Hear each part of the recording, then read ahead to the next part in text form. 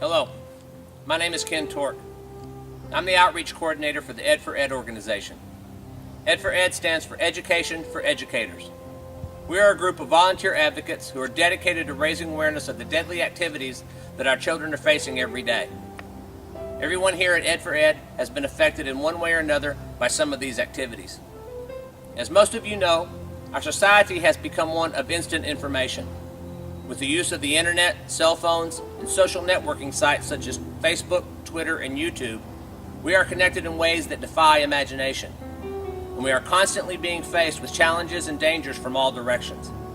As soon as we face one hazard, there seems to be two more just waiting to strike. Today we have the opportunity to learn of a quiet yet deadly hazard that is indiscriminate in nature and global in scale. It's an activity that has taken the lives of young people everywhere at an ever-increasing rate. I personally know all too well the reality of the dangerous activity called the choking game.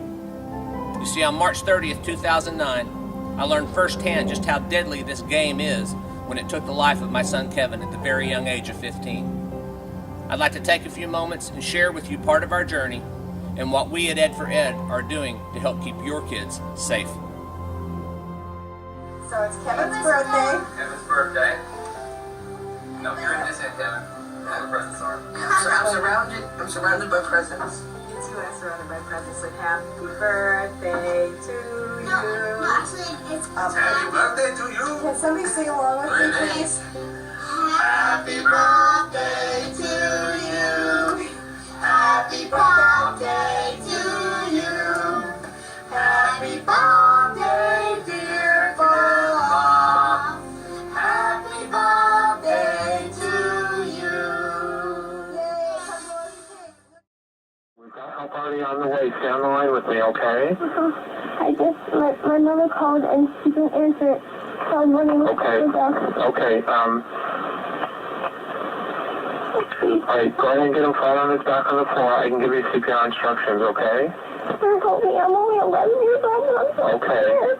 Okay. Do you want to do CPR? I can give you instructions over the phone. I can help you with that. Is there no adults there? No. Oh my God. Miranda, he can't sing.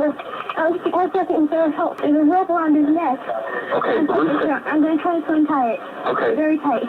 Okay. Loosen it if you can, okay? Okay. Is there anyone else in the house? Hello? Hello?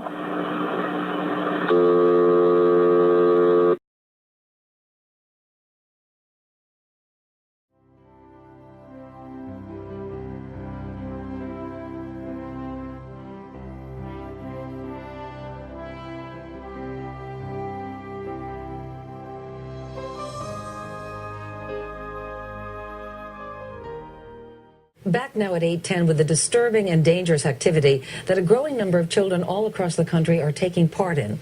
Some call it the choking game, some call it pass out. But as NBC's Lee Cowan explains, it's not a game at all, and it can have deadly consequences. We've kind of pretty much left it as it is. It was like any teenage boy's room, filled with homework, trophies, a well-worn baseball hat. But it was here by his bed last month where 15-year-old Kevin Tork accidentally ended his life. The website chokinggame.net estimates there have been more than 400 fatalities just since 2005. But even those numbers may be deceiving. So many of the fatalities from this so-called game end up being classified as suicides, hiding, experts say, the real scope of the problem. Dr. Patricia Russell's aim is education. She says one study showed that 40% of kids surveyed actually thought choking themselves was safe. An awful lot of kids who are really smart are actually dead now. Her son was one of them. 13-year-old Colin was found hanging in a closet back in 2005. Another victim of a quiet secret that Kevin's parents plan to expose. We're stepping up. And we're going to keep right on stepping until we've stepped all over this and brought this deadly, deadly game out of hiding. Quite a legacy for a 15-year-old boy. For today, Lee Cowan, NBC News, Seattle. That segment aired 3 weeks after Kevin died. In February of 2010, we were contacted again by the Today Show. Back at 8/11 with startling new information on the so-called choking game. We've told you about it in the past. Someone chokes themselves on purpose to temporarily pass out. New research shows that 30% of kids know someone who has done it. In a moment, we're going to talk to one dad whose son died because he tried it. But first, here's NBC's Lee Cowan. Has doctors stumped. By most accounts, he shouldn't be here. This was Levi 3 years ago, rushed to the hospital in a coma. His mother found him, blue, cold to the touch, with bruises around his neck. There was no life signs. He was dead? Yes. Miraculously, Levi's brain didn't die. He came back. And then they tried to tell me that I tried to commit suicide. I was like, oh, no. Instead, Levi admitted that he'd been playing the choking game, more aptly named suffocation roulette. Levi and his friends thought it was safe. His mom is just passing out. He goes, it's fainting. He goes, I've never seen anybody faint that didn't get up. It can be a deadly misconception. Ken Tork's 15-year-old son, Kevin, played the choking game, but lost. His 11-year-old sister found Kevin in his bedroom. It was too late. The CDC just conducted its first large-scale survey in Oregon. 10,000 eighth graders were asked about the choking game, and 36% said they'd heard of it. 1 in 15 said they've tried it. Both he and Levi's mom now travel the country, talking to anyone who will listen. But they say there are two big reasons that some parents are reluctant to address the choking game. Not my kids, they know better. 2, if we tell them about it, then they'll do it. Neither are true. So how do you combat this then? Education. And that is their mission, to teach the lessons learned from one who lost and another who got a second chance, playing a game where there are no winners. For today, Lee Cowan, NBC News, Wichita. And the death continues. You're about to meet one of our most recent victims. And because of Ed4Ed's commitment to the mission of education, we were again asked by the Today Show to participate in this story. A new warning to parents and teens about the dangers of the choking game. Some call it the good kid's high, and it has claimed the life of yet another teenager. Now her parents want to make sure other parents can recognize the warning signs before it's too late. Here's NBC's Lee Cowan. The visitation for 13-year-old Paige Click was another in a long line of sad goodbyes for otherwise good kids. Teens who experimented with what they thought was a harmless high, but instead ended up the victim of a gruesome gamble. I talked to her about drugs and I talked to her about alcohol, but I never talked to her about any type of choking herself off to get high. I've never even heard of it. YouTube is full of videos of teens trying it in groups, but Paige did it alone. I walked back in there and I saw her hanging, and she was blue. Because most are reported as suicides, there are no hard numbers of just how many kids the activity claims. But the Centers for Disease Control says that nearly a third of the teens it recently questioned knew someone who had tried the choking game, and nearly 6% had tried it themselves. Until we finally hit that tipping point where everybody realizes that, this is an epidemic. Every community is going to have to sacrifice a child. Ken Tork has made it his mission to warn kids and parents of the dangers, and gets plenty of emails thanking him for trying. Many kids at my school, my friends, admitted to playing this game. If we stop one, just one, then we've made a difference. As many as 1,000 kids die in the United States. It's resonating. This PSA, by kids for kids, reminds them 3 minutes without air is all it takes. Not fun. Is it worth dying for? For Paige, those 3 minutes left her brain starved for oxygen and her family alone. A game with stakes that high is no game at all. For today, Lee Cowan, NBC News, Los Angeles. Awareness is growing, and no one has fought harder against the choking game than NBC's Today Show. But other media outlets have also featured this deadly activity. It has been shown on Oprah, Dr. Phil, Dateline, Inside Edition, and this very powerful story on Dr. Oz. As a parent or grandparent, you probably haven't heard of it, and chances are neither has your doctor. It's a game your child could be playing under your roof right now, without your knowledge, and it's deadly. It goes by many exotic names: Rush, Purple Dragon, Space Monkey, Funky Chicken, Cloud 9. But it's best known as the choking game. Is your child playing? Take a look. Your child does well in school, sports. He doesn't drink or do drugs. He's happy. Then one day, you find your child dead in his room, a makeshift noose around his neck. The initial autopsy report, suicide, but that doesn't make sense. And then, as the shock fades, you begin to remember. The knotted scarves and ties in your child's room, a belt hanging from the doorknob.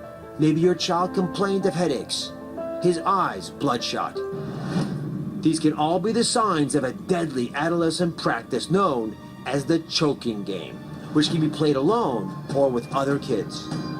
The point is to suffocate on purpose. By tying a noose or placing hands around the neck, blood flow is blocked to the brain.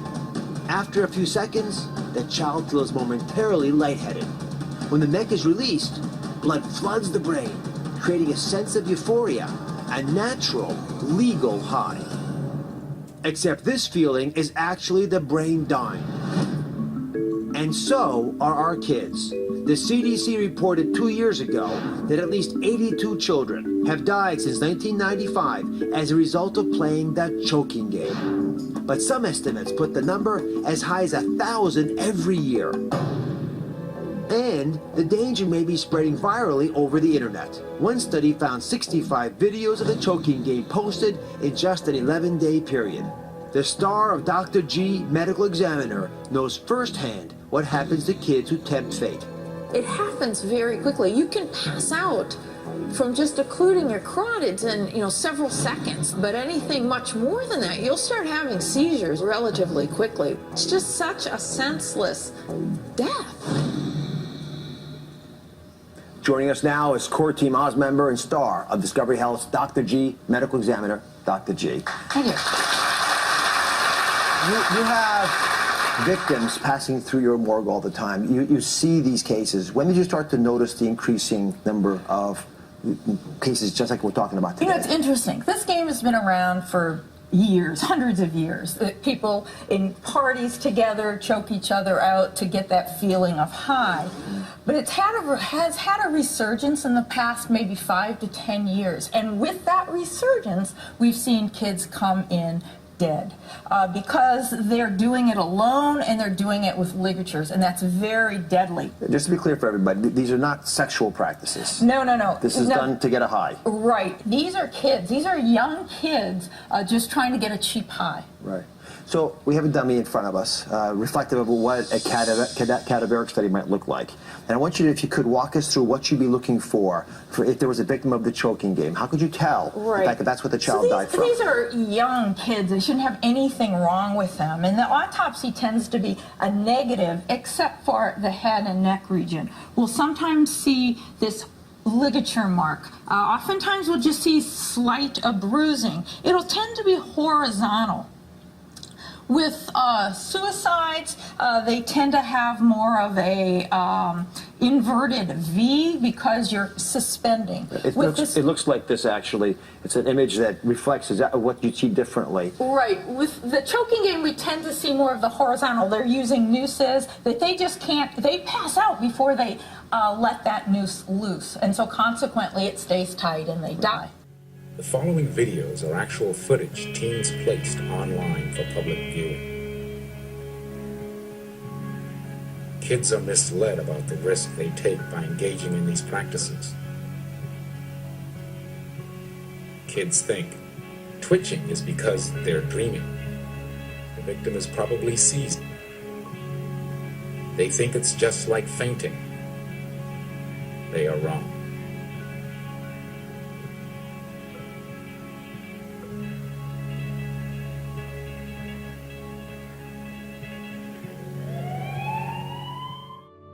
There have not been many studies done on the choking game, but one of the most accurate and informative so far was conducted by Dr. Thomas Andrews, the Chief Medical Examiner for the state of New Hampshire. Doctor, I know as a forensic Doctor, you obviously have been involved in some fatalities, examining those cases, as well as other cases around the country. This boy, Kevin, he was 15, but you see it in much younger kids as well, don't you? Well, the typical age range is between about 9 and 16 or so. So yes, we see them as early as 9 and 10 years old. Dr. Andrews noticed an unusually high number of teenage deaths due to self-asphyxiation among teenagers and adolescents. And he realized that this needed further study. So in 2007, he collaborated with Dr. Andrew McNabb, a professor of pediatrics at the University of British Columbia. Together they launched the first scientific study about the choking game. Their goal was to learn the reasons why kids do it and also to establish avenues of prevention.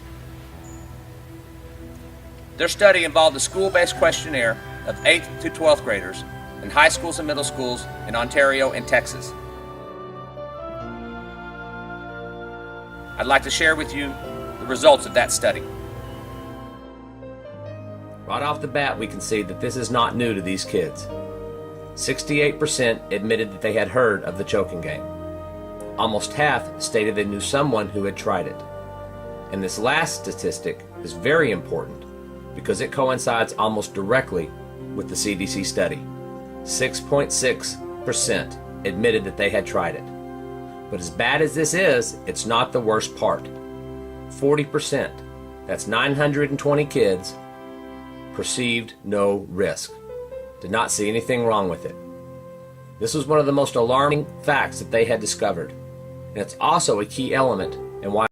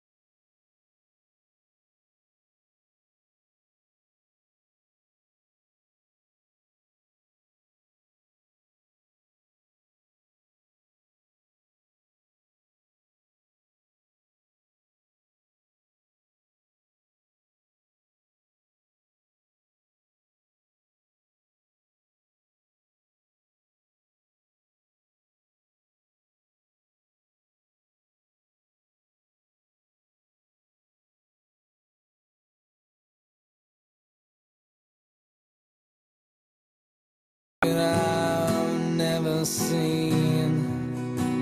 And I'm scared and unsure of what I'm gonna do. But I know God's with me and with you. Wait a while, eternity. I've got a whole lot of fight left in me. I may not make it, but I am not done.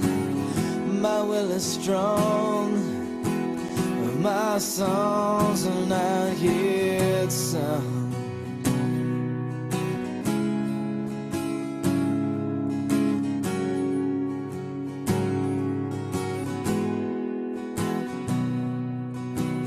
I don't want fortune, I don't want fame. I just want people to remember my name. Someone who made some good in this place. Someone who finished the race. Wait a while, eternity. I've got a whole lot of fight left in me.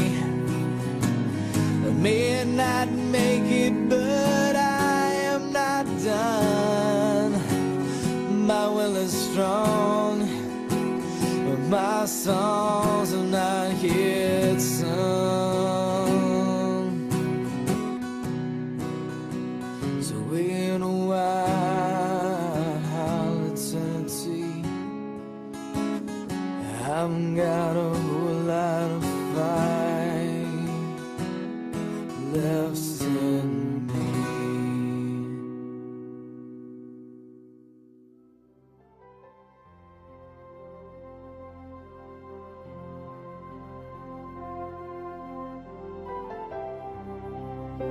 Well, that's the conclusion of our journey today. And I'd like to thank you for sharing it with us. I can't describe the pain of losing a child, especially your only son.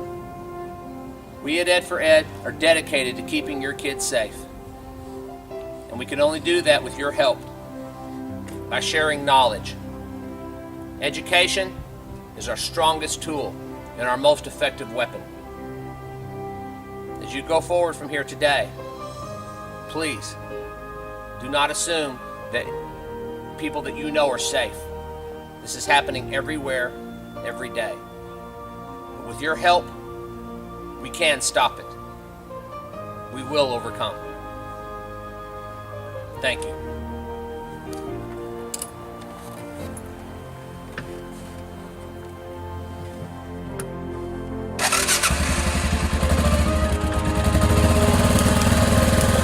My dad got us 2 4-wheelers last October. He got one just for me. We were gonna go camping in the mountains this summer.